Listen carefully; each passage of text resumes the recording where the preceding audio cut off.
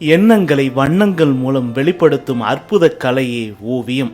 இந்த அற்புத ஓவிய கலையை பயில வேண்டும் என்று விரும்பும் மாணவர்கள் எங்கு செல்வது, யாரை அணுகுவது, எப்படி பயணிப்பது என்பது புரியாமல், முறையான வழிகாட்டுதல் இல்லாமல் எத்தனையோ ஓவியர்கள் தங்கள் திறமைகளை வளர்த்து கொள்ள முடியாமல் போய்விடுகிறது. அப்படிப்பட்டவர்களுக்கு வழிகாட்டியாக இருந்து இளம் ஓவியர்களை உருவாக்கி வருகிறார் ஓவிய ஆசிரியர் திருநாவுக்கரசு.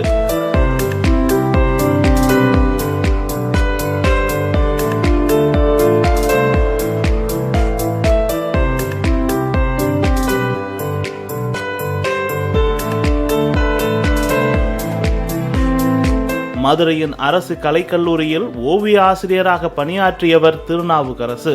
அரசு பணியை உதறி தள்ளிவிட்டு அதற்கான தளத்தை தேடி சென்னையில் தஞ்சம் புகுந்தார். சென்னையில் ஓவிய கலையை முறையாக பயிற்சி மேற்கொள்ள எத்தனையோ வழிகள் உள்ளன. ஆனால் அது மாணவர்களுக்கு முறையாக சென்று சேரவில்லை என்பதை உணர்ந்த திருநாவுக்கரசு ஓவிய பயிற்சி வகுப்பில் சேர தேவையான அடிப்படை திறமைகளை மாணவர்களுக்கு பயிற்சி அளித்து அவர்களுக்கு வழிகாட்டியாக திகழ்ந்து ஓவியர்களை உருவாக்கி வருகிறார்.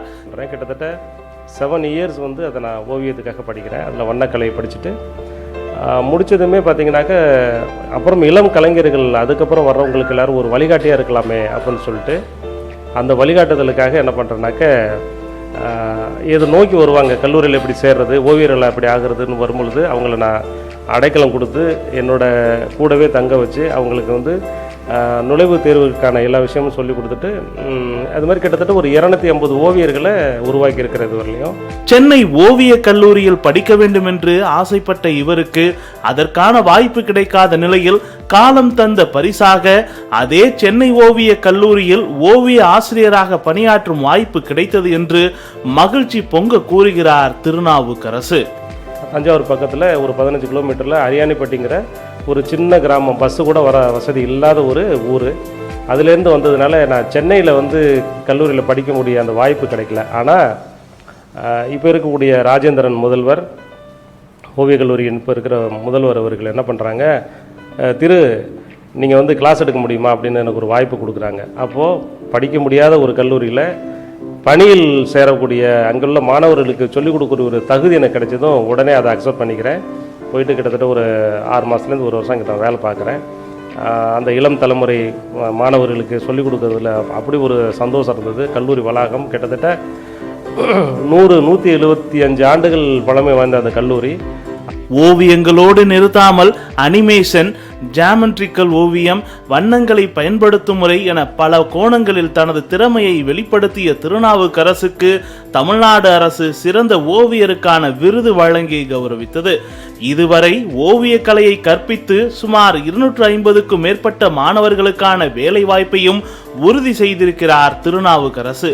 ஓவியர்களுக்கு அரசு சார்பில் வழங்கப்படும் விருதுகளை காலம் தாழ்த்தாமல் வழங்க வேண்டும் என்றும், ஓவிய பள்ளிகளில் ஆசிரியர்களுக்கான காலி பணியிடங்களை நிரப்ப வேண்டும், திறமையான ஓவியர்களை உருவாக்க வேண்டும் என்பதே இவர் அரசுக்கு வைக்கும் கோரிக்கையாக உள்ளது. இளம் கலைஞர்களாக இருந்தாலும் மூத்த கலைஞர்களாக இருந்தாலும் கலைகளை வளர்க்குற இடத்துல கவர்மெண்ட் அரசாங்கம் அது ஒரு முன்னெடுத்து போகணும். அதில் பார்த்தீங்கன்னா இதுக்கான துறை இருக்குது. ஆனால் அந்த துறை இளம் கலைஞர்களுக்கு என்ன பண்ணுது, படிக்கிற மாணவர்களுக்கு என்ன பண்ணுது அப்படிங்கிறதுல அவங்களுக்கான சேர்க்கக்கூடிய எல்லா விஷயமும் செஞ்சிடணும். ஒன்று, இப்போ கல்லூரியில் 2 கல்லூரி இருக்குது. 2க்கும் பார்த்திங்கன்னா பேராசிரியர் பற்றாக்குறை நிறையா இருக்குது. அப்போ இது 2ஐயும் பல வருஷமாக மாணவர்களும் கேட்குறாங்க, என்ன மாதிரியான ஓவியர்களும் கேட்குறாங்க. ஆனால் இதுவரையிலையும் பார்த்திங்கன்னா அதுக்கான விஷயங்களை ஏன் எடுக்கலைன்னு தெரியல. இதை கவர்மெண்ட்டு நிச்சயமாக செய்யணும். இந்த மாதிரியான விஷயங்கள், அதாவது கைட்ஷிப் இருக்கணும் மாணவர்களுக்கு, இளம் கலைஞர்களுக்கு கைட்ஷிப் இருக்கணும். அந்த விஷயத்தில் அரசாங்கமானது முழு கவனம் செலுத்தணுங்கிறத நான் கேட்டுக்கிறேன். மாலை முரசு செய்திகளுக்காக ஒளிப்பதிவாளர் சந்திரவுடன் செய்தியாளர் செந்தமிழ்.